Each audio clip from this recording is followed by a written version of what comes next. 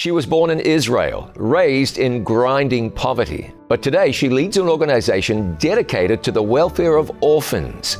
Her name is Norma Nashed. I'm John Bradshaw, and this is Our Conversation.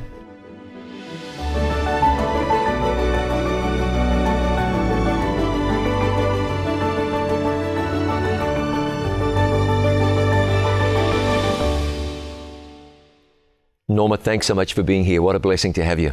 Thank you for the invitation. It has been a remarkable journey. Today, you lead an organization called Restore a Child in many countries around the world on several continents, dedicated to the well-being of orphans. But let's go back to the beginning and learn a little more about you. You were born in a little town in Israel and raised in fascinating conditions. You became a pilot. You became a personal friend of the King of Jordan. There's a lot to cover here. So let's go back to the beginning. How did it all get started? It started when, I was born in a small town near Jerusalem. And it was like the upper room that Jesus talked about, that he, borrowed for the Last Supper. And, my grandparents were not poor. They had their own business, private, and they were doing well. But then my father moved to Jordan, and he was educated too, with French, English, and worked for an American company with high salary. However, we lived in one-room house with no kitchen and no bathroom, no water. So why was that? I mean, it sounded like it didn't need to be that way, but it was. So what was going on in your family? My father he thought he needed the money for himself. So as a consequence, the children and his suffered. wife. Yeah. How many kids in the family? 7. Okay. And you lived in a one-room home? Yeah, with the 2 parents, 9 people. Okay. So you were raised, what was the religious background of your family? They were Orthodox, okay. Greek Orthodox. Mm-hmm. But my mom was a spiritual woman. So as soon as she, somebody reached her with the message, she accepted it. Okay. So she committed her life to Jesus? Yes. All the children followed with her? All the children. Okay. And what was Dad thinking? Too selfish to think of us. Okay. So let's talk about your upbringing a little bit. You were raised in Jordan. Yes. Okay. Well, what was life like as a kid in Jordan those years ago? Of course, we loved it. However, we lived with the refugees. We were not refugees, but we lived with them. And the United Nations considered us as refugees. And they gave us a card for food. So when we went to school, we would get breakfast free and lunch free. So that was a good deal. Yeah, sure. Absolutely. School was what? Fun experience, difficult? How did you do in school? No, I loved it because the first 2 years I went to a Catholic church, a school. And the first thing I would do is run to the convent because I heard the nuns singing. I was spiritual when I was very young. And that was my first thing to do. Before going to classes or eating breakfast, I'd go and hear the nuns singing. I loved that part of the school. Did you excel in school? Was it a struggle for you? Because I know later on in life you rose to some pretty interesting heights. So how did you do academically? You know how it is. I got A's and B's, but not straight A's. Math was my difficult subject. Hey, A's and B's is okay. You got through school, and so you were raised in Jordan. You're a young lady in Jordan looking into the future. What did the future look like to you? Was it open, unlimited, or was it restricted? Were your options limited? The culture is very restrictive. But, I was different. I did not accept the culture. And I got into trouble in school because I needed answers. If they tell me do this thing because this is the culture, I need to understand why. Explain to me why not. And so I did not conform to my culture. Okay, yeah. After school, what happened next? After you mean high school? Yeah, I mean, after high not school. really even high school. I was 14 years old, middle school, and my father died. So one missionary, Dr. Robert Darnell, and his wife, Mary, were moved. They were in Beirut, Lebanon. They took me so I could go to school, continue my education at Middle East College at that time. In Beirut? In Beirut. Yeah. And I went to 2 years of college. Then my mom really became completely blind, could not work. She used to sew. And she told me, you've got to leave college and come and help me. So, but I'm glad. I love my mom. She was my role model, a spiritual woman. You know, she was the priest of the family.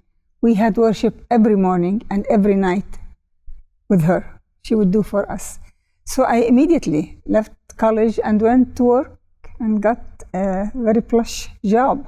Okay, so you did 2 years at Middle East, what's now Middle East University, then Middle East College. You came home to Jordan. Yes. Well, tell me about that job. See, what I'm interested in is following the trajectory of your life to the place where now you run an international organization. Yes. You know, I'm hearing about a girl raised in poverty in the Middle East, moved to Jordan. This doesn't sound like the beginnings of an international organization. So Yes. tell me about this job you got.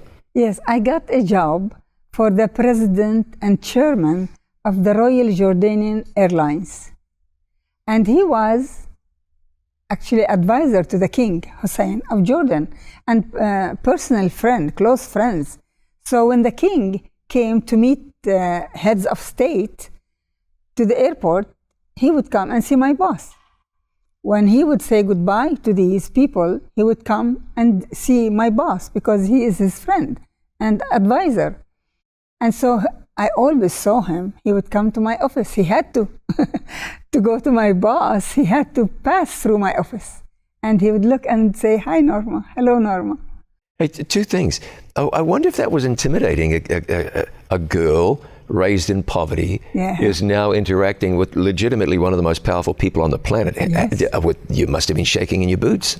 No, because, you know, I love the king. Even I remember when I was 7 and 8 years old, when I hear the sirens of the motorcade of the royalty, that's the king, I would run to go and see something, a glimpse of him.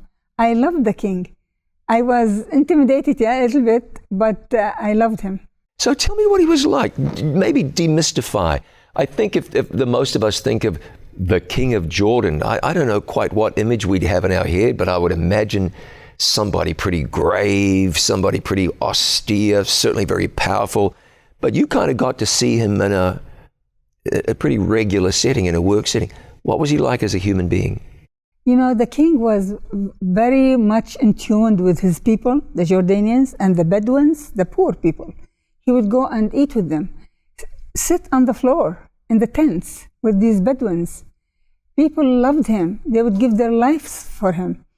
And then, you know, he was a king, but when he was a child, he was not rich. His family were not rich. And he went and studied in London, and before that studied in Egypt, in Cairo. He said at times he struggled with having money. He was not rich. That's interesting, isn't it? You know, I have your book here. Let me reach back here and get it. We're going to talk about your book along the way here. Norma, Beyond Their Tears. I think it's a fantastic book. I've read it from cover to cover. One of the things that I was interested in this book is that you invited the wife of the King of Jordan to your home. She came, you cooked a meal.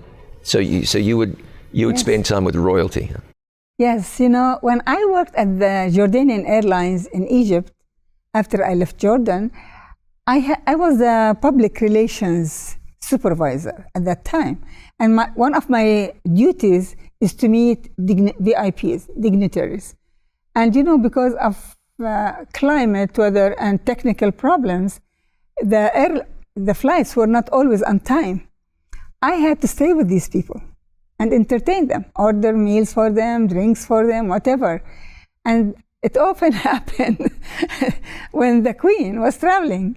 And so I had to sit with her for a couple of hours or more, and we became friends, real friends. I would call her, she would call me, and then I invited her to my home, and she came, and I cooked for her. And she said, I can't believe this is very tasty food. Oh, yeah.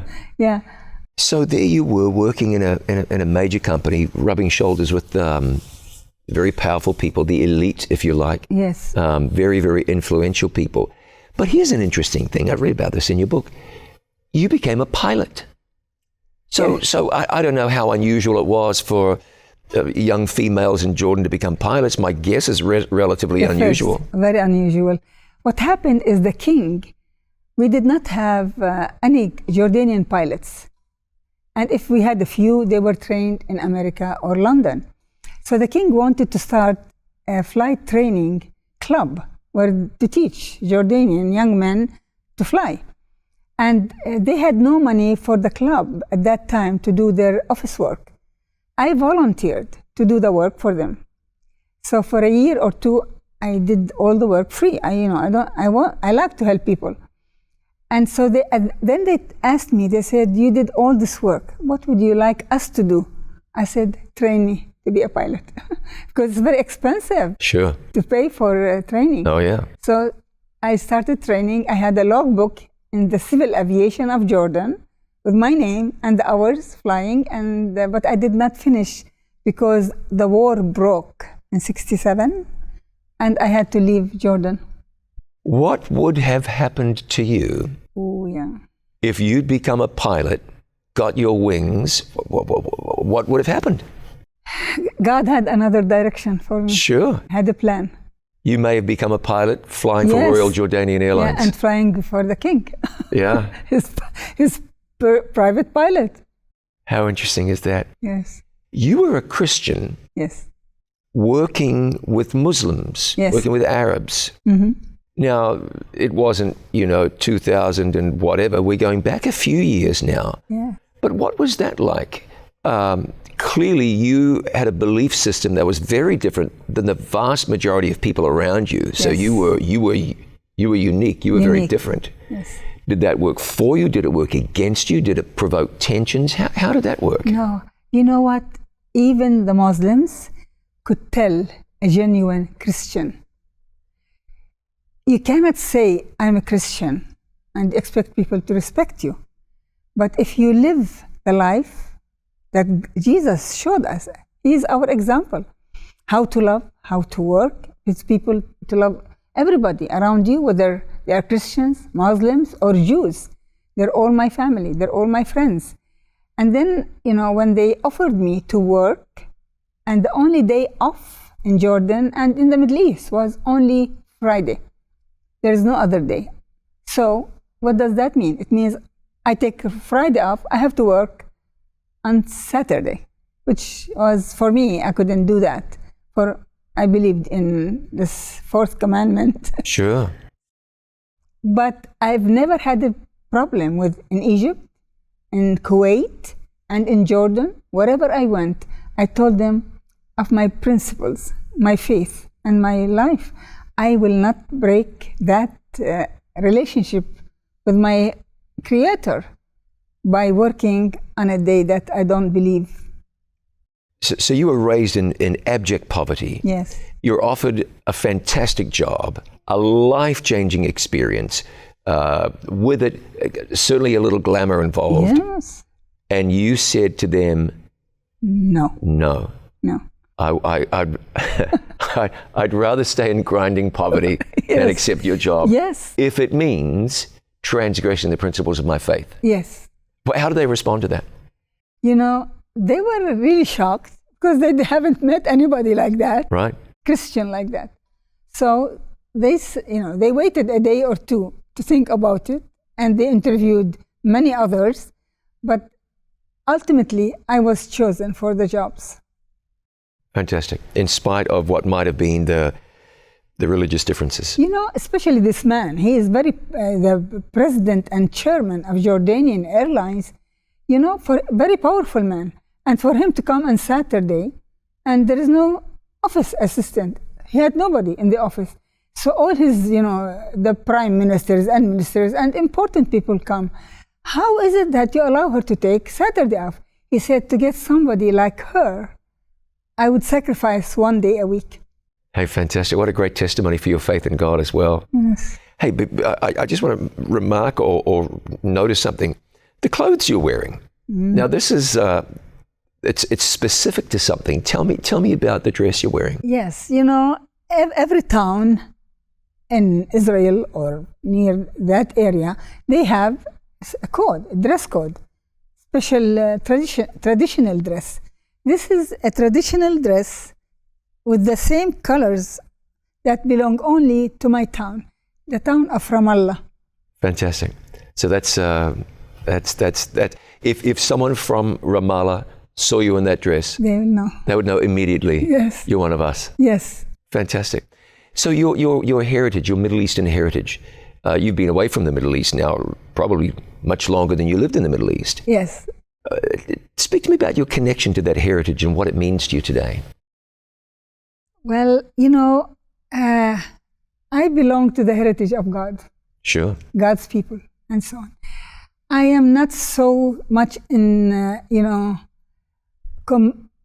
connected or so much entrenched in my culture, because the Middle Eastern cultures, you know, women are submissive. Mm-hmm. I could not be submissive. It's okay, I will obey, but I needed answers. If there's something I did not believe in, I wanted people to explain to me why it is that I have to do what they're asking me. And that was against the culture. Sure. Maybe that's the kind of drive, Yes. the kind of tenacity a person might need who would want to lead an organization. Yes. You've got to be an advocate for orphans, and today that's exactly what you are. Let me just start down that road. You were working in the airline. Eventually you came to the United States. How'd that Yes. come about? You know, I came to the United States, and because actually the truth is that my boss and the chairman and president of the airline went and started his own company, and the man who came to replace him was very fanatic. And who is this woman that's keeping this, that's not working on Friday? That, I worked on Friday. I didn't take it off. And so they told him she's a Jewish. In the Middle East, they're against. That's right. If you're keeping the Sabbath, you're a Jew. Yeah, I'm a Jew. Sure. Even my cousin told me, you are a Jew. Yeah. I'm your cousin. Yeah, you are a Jew. I'm honored to be a Jew, really. Yeah, sure. No. So it was time to go, huh? Yeah. So what they did is they started sending me letters every Sunday I come. They have a letter from the lawyer. You're absent yesterday on Sabbath 3 times, and I stopped. I had resigned and applied to come to the States, which usually takes a minimum of 4 or 5 years, sometimes more. Quota. You have to wait for your turn. Yeah. In less than 6 months, I got the visa, immigration. Did you sense at that time that was the leading of God? I expect you did. Now let me ask you this: Did you sense at any time that God had a larger purpose for you? You work in the airline, it was great, you're doing well, you're living in Jordan.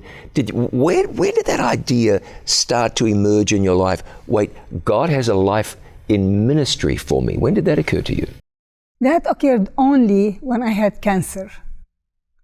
I was working, for the headquarters, and I got cancer. Immediately I knew God had a purpose other than, being office manager or whatever they call it.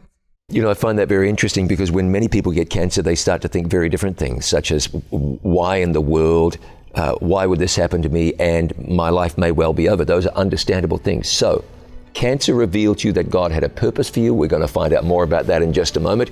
Her name is Norma Nashied. She has written a fantastic book. It is called Norma Beyond Their Tears. It will tell you her life story and about her ministry with orphans. We will learn more about her fascinating story and her ministry in just a moment.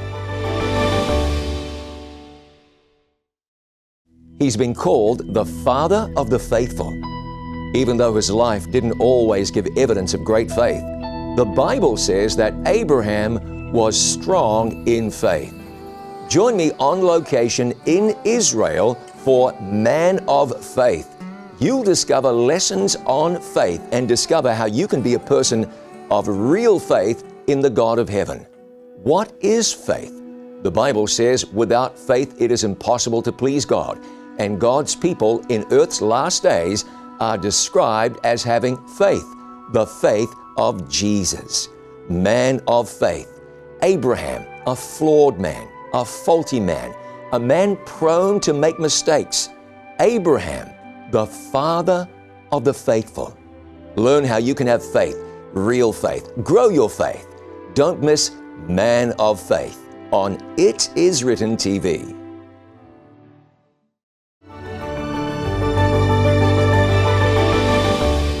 Welcome back to Conversations, brought to you by It Is Written. My guest today is Norma Nashed. She leads an organization called Restore a Child. Norma was raised in grinding poverty, understands how children struggle, particularly orphans, and so she has dedicated her life to helping and ministering to orphans. We're going to lead into that, to your life of ministry in just a second, but I want to ask you about something you said a moment ago. I asked you, when did you get a sense of God's calling, the greater purpose for your life? You said that came to you when you had cancer. Tell me about that, how you discovered you had cancer and how very clearly God brought you through that. Yes, I was misdiagnosed by the one doctor. And so it's a rare disease. It's in the blood, but shows on the skin. Mm-hmm. So, and then there's only one place in Maryland that treats it. It's very rare. Very few people have it.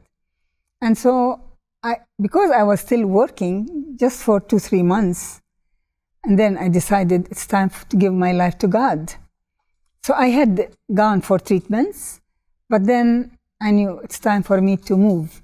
And so I left my job, and knowing that I have no job, no medical insurance, no husband to take care of me, I am not rich, I didn't have a house, I was renting 2 rooms, one for me, one for my son. And but I knew that God will take care of me. It's amazing feeling. I did not cry. I did not say, why God, me? Why I have cancer? I was happy because I knew God is doing something for me. Something good will come of it. I didn't know what will come out of this cancer. But several times my life was dotted with miracles. I could tell God was working for something good for me. Mm-hmm. How else did you see God work? He clearly brought you through that. You were healed, cured of your cancer, and you've been cancer-free for many years.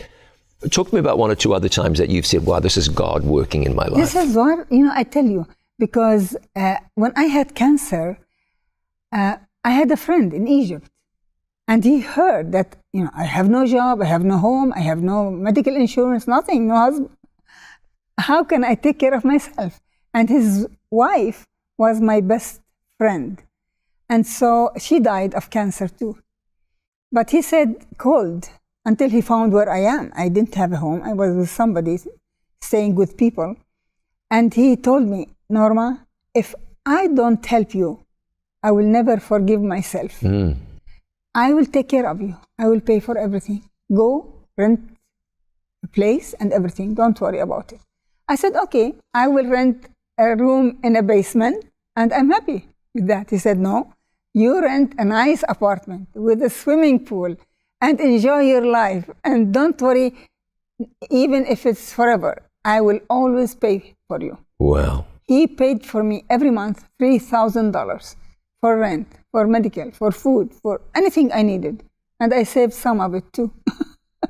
Miraculous, isn't it? That's God stepping into your life when there was no one to advocate for you. No. Somebody from out of the blue stepped in and said, I'm there for you. Because God knew. He had a purpose. He knew I will be available to serve him. I really wanted to do what God wanted. Opens up for me to do. It's interesting. Today you minister to orphans around the world. And it's fascinating to me to see how God ministered to you. You're born into very challenging circumstances, but then God provided you with an education. Yes. Missionaries stepped in to raise you. You found yourself at Middle East College, now university. God seemed to be placing you here. Again, you mentioned your friend who came through for you when you had cancer and no means of support. So God advocated for you. Yes. He stepped in to help you Yes. when you had no help. Yes. Now, let's talk about the transition, the one who'd been ministered to. You decided at some stage it was time for you to minister to others. Yes. And God placed it on your heart to minister to orphans. How'd that come about? Actually, orphans is the focus, but children in general. Okay. Hungry children. I couldn't stand knowing some child doesn't have food to eat. You were raised very hungry. Yes.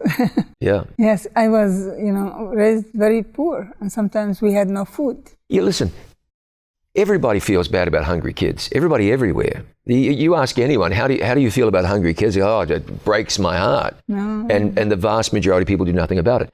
What was different about you that this was, maybe it was your experience, your upbringing, I don't know. You tell me, what was it about you that something within you sort of broke? Yes. Or maybe was galvanized, however you want to explain that. And you said, I'm stepping out in faith, I'm going to do something to help these kids. Yes. The area, the apartment where I rented was an upscale area just across, in Silver Spring. And, but when I go shopping and I come, these black African American children, they would run after me, please give me a banana, give me an apple, give me. What's wrong with America? Why are these children hungry? I couldn't believe it. Of course, I gave them all they wanted, and every time I bought more for them. I really made it my mission to start helping those children around in my own backyard. And they trusted me enough, the parents, because I was so good to them, that they let me go into their homes. Usually I'm different color, they don't want me in, but they know I love their children. And inside their apartments, expensive, $1,300 a month for rent. And these, nothing. There was no furniture. There was nothing. Just on the they have rugs there. So that's all they had. Why? They were there. I asked them, how come you are here? It's very expensive. They said the government pays. So the government pays for them to stay poor. How did you respond to that? Yeah, I couldn't, bear it. And then eventually I wanted not just feed them, I wanted to teach them about Jesus. So I would ask the mothers, can you allow them to come with me to church? And they said yes. So I would buy them clothes, I'll take them and wash them, put their clothes on, and take them with me to church. And then, we had potlucks, and after that, had, spent time with them and bring them back. The parents were very happy with me. We became very good friends. But this was only in my backyard. But I knew there are other children in Washington, D.C., in Maryland, in Tacoma Park, all these areas that are struggling, poor children. I started working for them too. In Maryland, there is Safeway and Giants. These are the biggest stores. And Kohl's and Toys for Us. I'll go to them. I need toys for Christmas. I need clothes for these children. I need food for them. They gave me, they would put, these carts with our name, and every day they would fill them, the people. I didn't have room for them. I put them on all over my apartment, on the porch, on my friends' garages, on my son's garage, wherever I can find somebody to store this food so I can distribute it. And it was fantastic. I was happy to have the children have everything they wanted. And so this is how I started. That's how you started. How did Restore a Child grow? I mean, clearly something was happening here. When did it, and how did it occur to you that this was going to be a full-time ministry? Right away I knew, because I had cancer, I didn't want to work. I wanted to take care of my health by, following the rules of health, nutrition, sunlight, exercise, and so on. And then studying God's word was very important to me. And that, drew me more to Jesus. And Jesus always said, let the little children come to me. Jesus loved little children. When he was preaching to people, he said, he found, they would sit all day without food. And Jesus said, had compassion on them, and he fed them. So I had to do the same. I want to follow Jesus. Example for children and adults, but the focus is on children. And this is how it is. This is how, and God provided for all my ministry. But then I had in my heart 2 countries very close to my heart. As a child, I was, either the newspapers, we didn't have a TV, but I heard about the famines and struggles of the Ethiopia children. They are with malnutrition dying because they have no food to eat. And then South Sudan, with the war, 20 years, and children run away, they have no home, they are in refugee camp. So this is where I started my ministry, Ethiopia and South Sudan. And then grew from there until we became around 20 countries. It was too much for me. We reached Burma, Malaysia, Thailand, Indonesia. I did all these 5 countries, but now we stayed focused on Indonesia. And then, East Africa, Ethiopia, Congo is in the mid, but Tanzania, Kenya, you name it. I'd like you to explain for me your philosophy of ministering to children and orphans.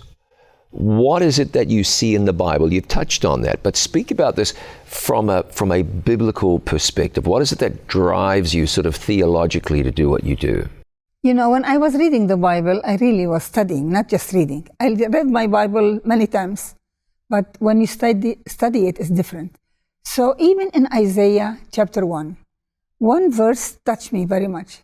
1:17, it says, do good, seek justice, defend orphans. Well, so plain. So what are we doing for orphans? So I started a movement called the Do movement in 2010, yes. And that is defend orphans. Beautiful. And, shared it with the churches, and people were happy, and schools. And then in my studies, I studied Isaiah 58. 58 is a beautiful chapter. It is. It really is. Yes. Yeah. And so people say, Lord, we pray, you don't hear. We fast, and you do not notice.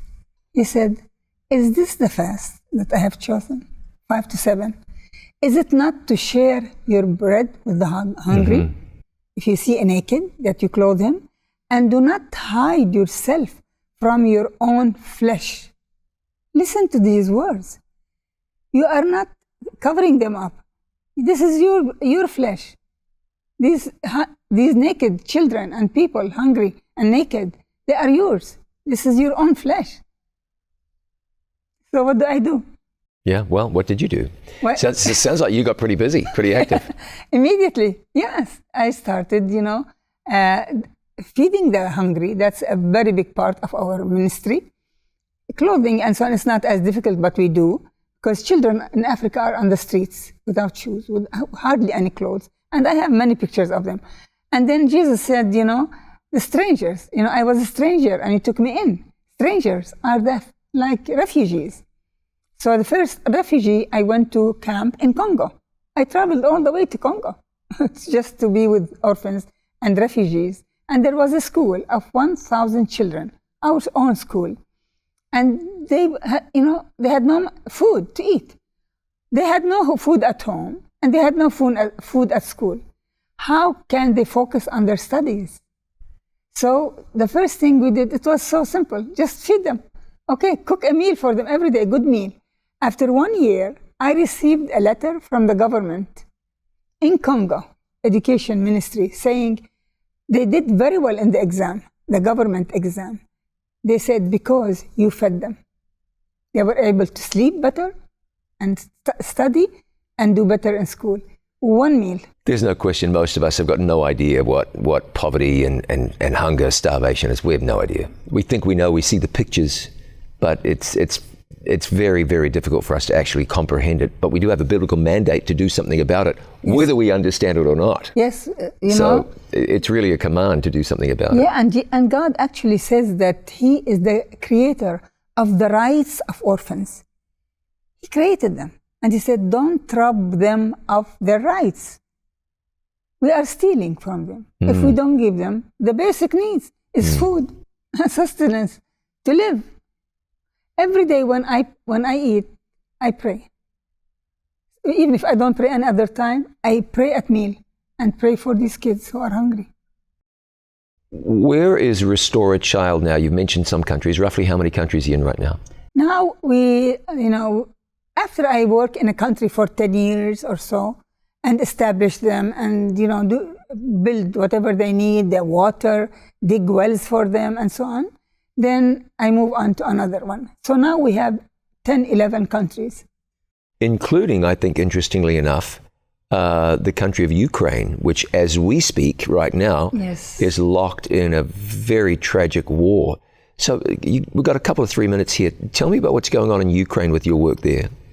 It's doing really very well because before the war, 3 years ago, we built 4 schools in Ukraine. Why 4 schools? I don't usually build more than 1 school. So this is Restore a Child building the schools. I say, yeah, no. Restore a Child. Wanting to make sure everybody knows that this was your organization that did this. Restore a Child. We built 4 schools. Usually we don't build more than 1 school in 1 country. But at that time, God impressed us to build 4 schools. 1 in the east, 1 in the west, 1 in the north, 1 in the central, in all directions. And now because of the war, there is no school. But these centers, these schools, are now shelters for refugees in Ukraine. They come, they have safety, we have food, we have warmth, we give them blankets, we give them medications, everything they need. And if they need transport, they want to leave, we have buses that will take them to Poland or Romania, wherever they want to go.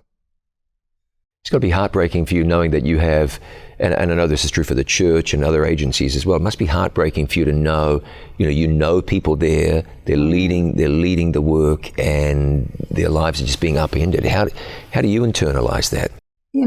That's why I'm going. I wanted to go last month, but because I have problem with my lungs, they told me it's very, very cold, freezing temperature. You cannot survive here. So I'm waiting for it to warm up. Another few weeks, I am going there. I need to be there to see the children and see the needs. And our goal is more than, feeding them and protecting them. They cannot miss their, they have emotional, now they are traumatized. We need to see how we can bring the experts to, counsel them and to teach. Now we want to start education for them. Even in those centers, we can still teach them. Fantastic. There's more. We'll learn more about this in just a minute. Her name is Norma Nasheed. Her book is Beyond Their Tears. I misspoke moments ago when I said that she wrote the book. I mean, it's her work and it's her story, but the book was written by Dr. William Johnson, a name you may well recognize, and it's very well written. There's another book to talk about too, a book for kids, From Orphan to Missionary, the true story of Norma Nasheed. Similar story, but it's presented for children. We'll talk about that in a second. This is Conversations with Norma Nasheed. I'm John Bradshaw from It Is Written. We are back with more in just a moment. You know that at It Is Written, we are serious about studying the Word of God, and we encourage you to be serious as well. Well, here's what you do if you want to dig deeper into God's Word. Go to itiswritten.study for the It Is Written Bible Study Guides online. 25 in-depth Bible studies that will take you through the major teachings of the Bible. You'll be blessed, and it's something you'll want to tell others about as well. Itiswritten.study. Go further. Itiswritten.study.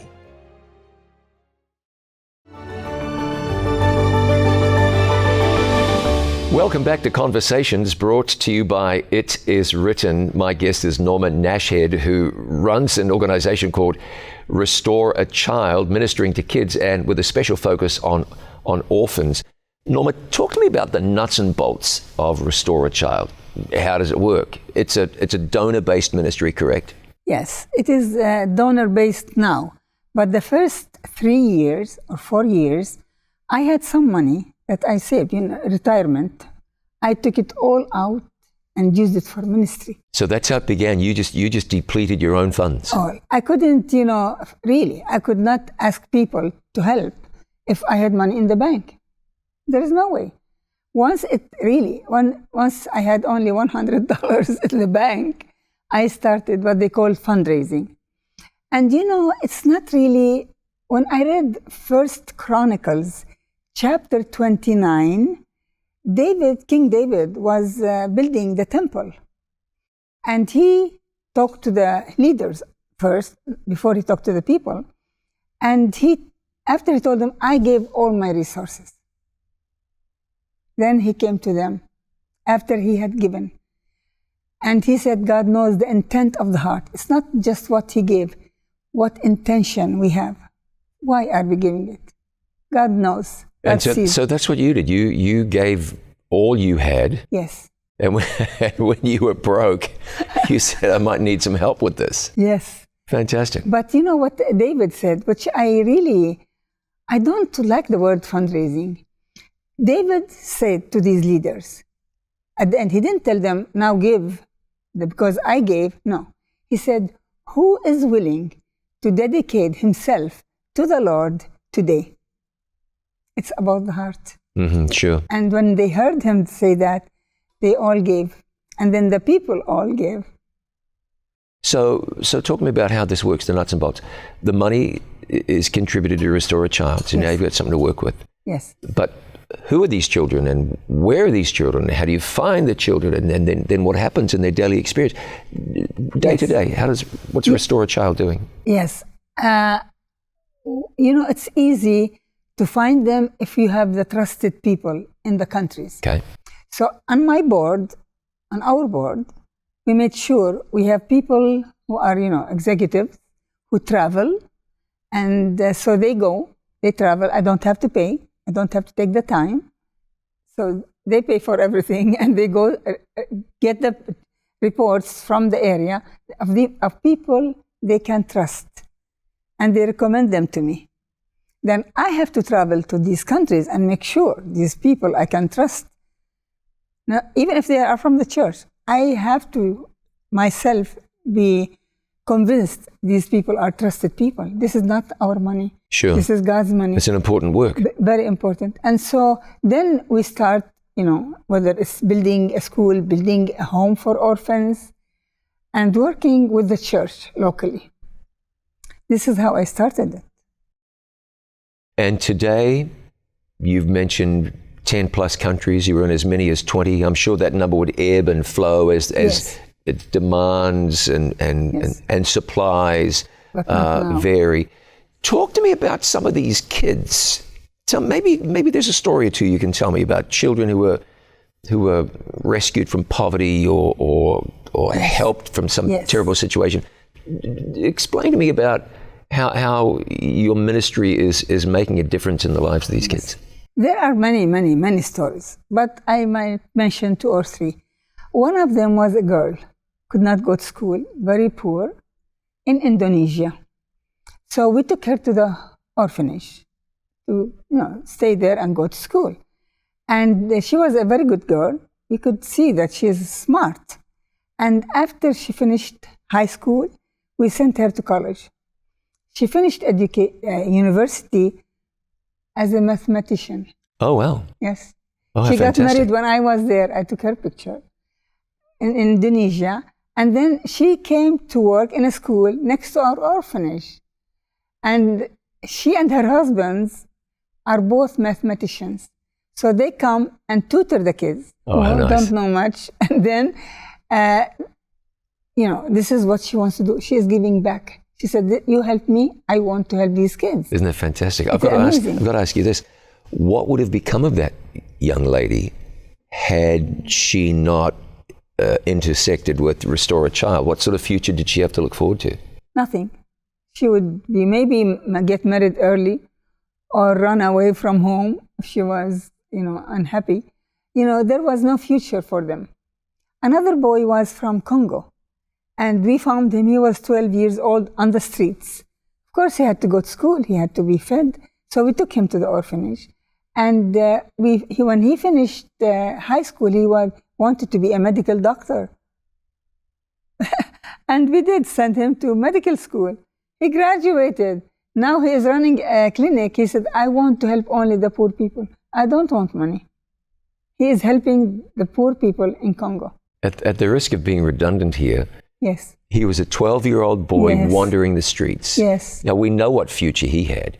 He had no future. No future. And now he's a physician Yes, he's a physician. working with the poor. Yes. That's You a great give them story. hope, know. When, poverty creates low self-esteem and no hope and no dignity, nothing, they have nothing. And it tells you something too, doesn't it? You may see some wayward child, I don't know quite what term to use and be as politically correct as I need to be these days, but you see a kid wandering the streets with no parents and no hope and no nothing. But within that child is great potential. You can't see a homeless child. You need to see a physician, Yes. a mathematician, An a world engineer. changer, an engineer. Yes, everything. Yeah. If you see the title of my book, Norma, the title of my book, my bio, is Norma Beyond Their Tears. I see beyond their nakedness and their tears. I see what they would become if I help them, if you help them. And then not only that, the whole world would be better. America would be safer. Because if we take the kids from the streets and give them hope and give them a future, then they will not be targets to terrorists and violence and crime on the street. If we leave them on the streets, then they come here, they export them to do damage in other countries. It is our duty to go and, really save them from this environment and from this destitution and nothing. So you've been leading this organization for a number of years now. Look into the future.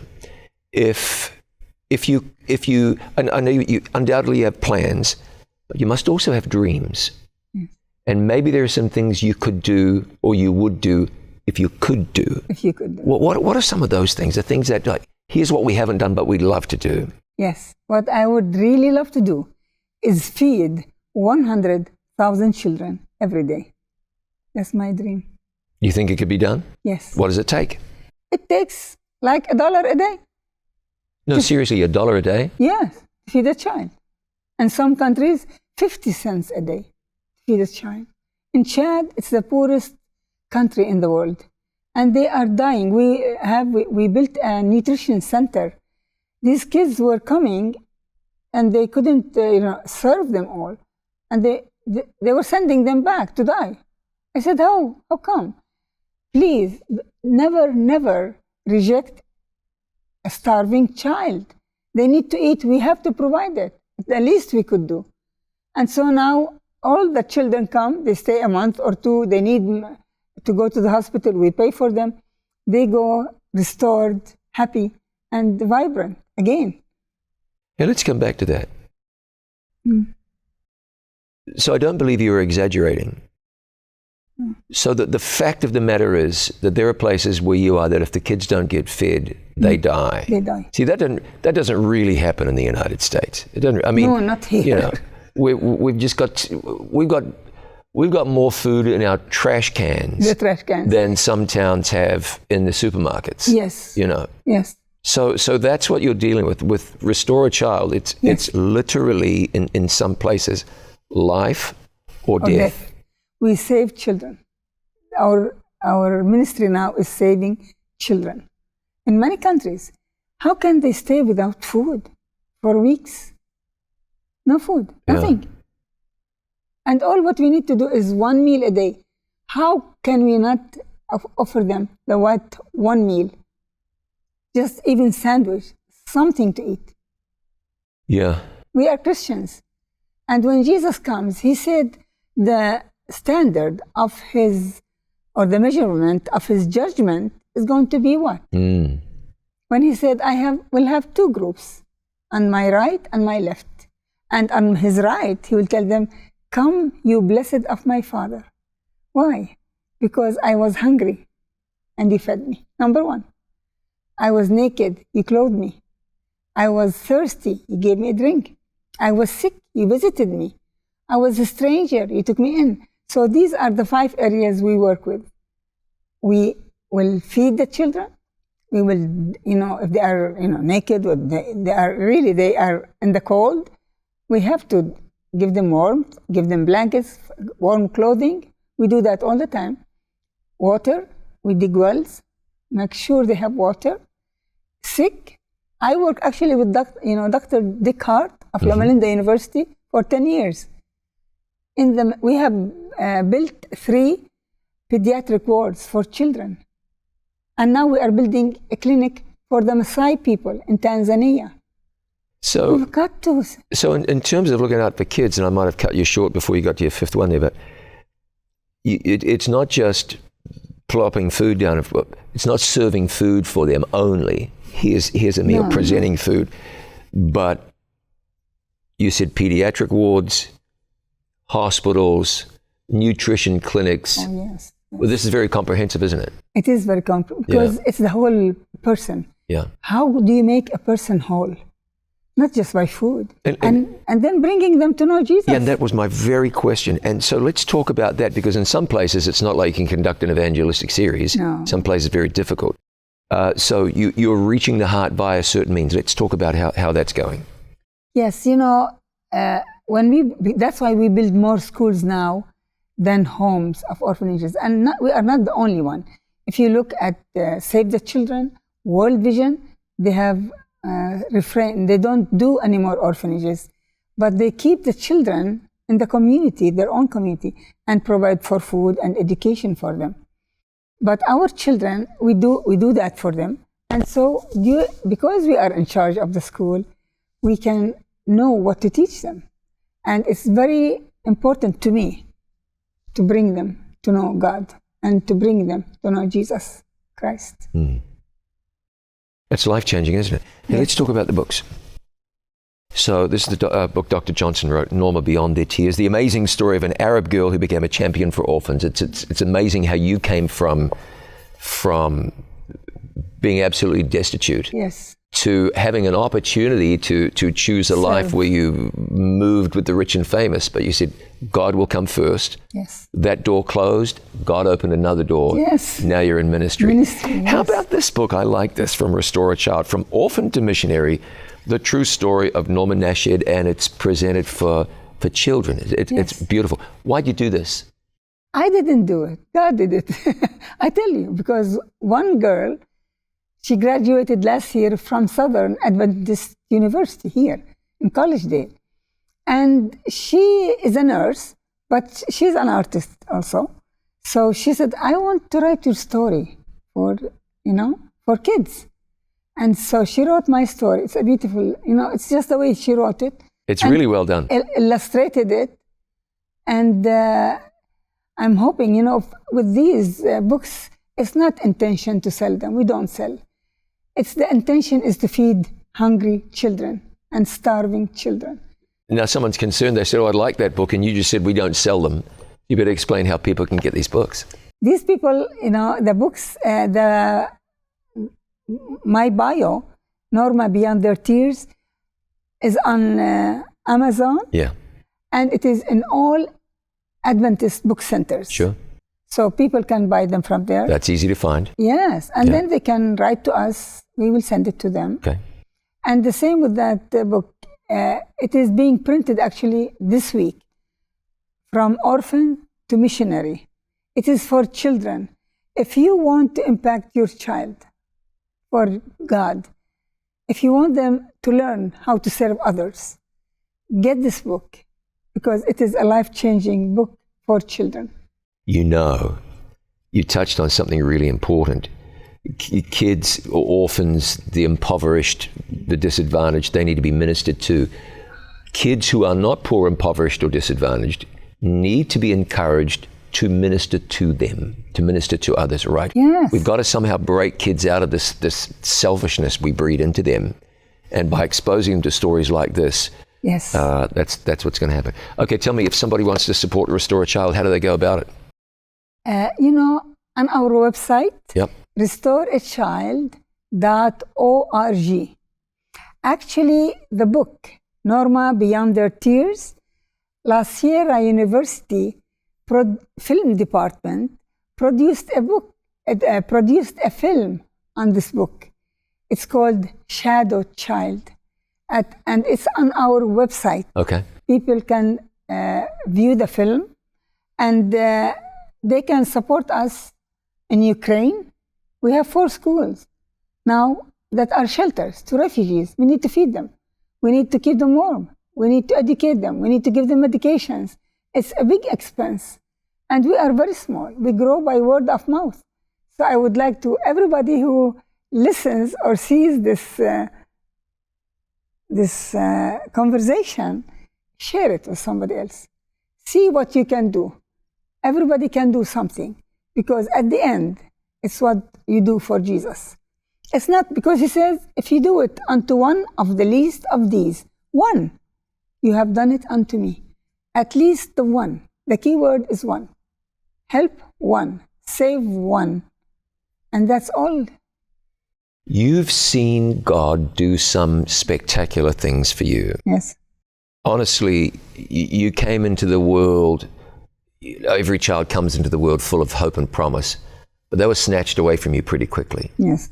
God had bigger plans. Mm-hmm. The hope and the promise were restored. And your ministry, your life, your experience has been one of God's leading. It's been a life of faith. You know, I want to help kids, so I'm going to spend all I have, and oops, I'm down to my last $100. Yes. Faith is easy to listen to. Yes. It's easy to hear your story, and it's so inspiring. Yes. But faith is not always so easy for some people experientially to experience, to manifest. We've got about 60 seconds. I'd like you to take that time to speak to somebody now and talk about how they can take a step of faith to allow God's will to be done in their life. You've done it all your life. How would you encourage other people to live a life of faith? Yeah. You know, it is easy. Everybody has good intentions. We all have good intentions. We want to help. We want to serve God. But when young people, they need to go to school. Then they want to get married. Then they want to have children. Then they want their children to grow, go to school. And then they get married. They become grandparents. And then the time flies and they have missed the boat. If God touches your hearts to do something for Him, trust Him that He took care of me. He provided for everything, for the ministry, expertise, resources. He can do the same to you. Amen. You don't want to get to the end of your life and say, I missed the boat. Norma, this has been a joy. Thank you. God bless you. I appreciate it immensely. RestoreAchild.org if you would like to know more, and I hope you would like to know more. Thanks for joining us with Norma Nashed. I'm John Bradshaw. This has been our conversation, brought to you by It Is Written.